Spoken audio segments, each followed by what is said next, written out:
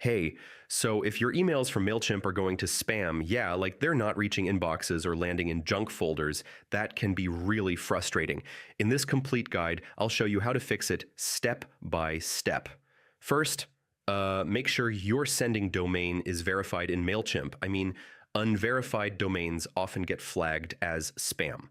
Next, yeah, set up SPF and DKIM records for your domain. I mean, these help email providers trust your emails. Now, avoid words like free, guaranteed, or too many capital letters. I mean, these can trigger spam filters. Yeah, write natural, clean emails with proper spacing and balance between text and images. I mean, bad formatting can hurt deliverability. Now, remove inactive or fake subscribers. I mean, low engagement increases spam chances.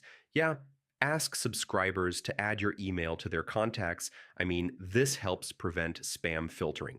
Now, too many links or large attachments can trigger spam filters. Keep emails simple and clean.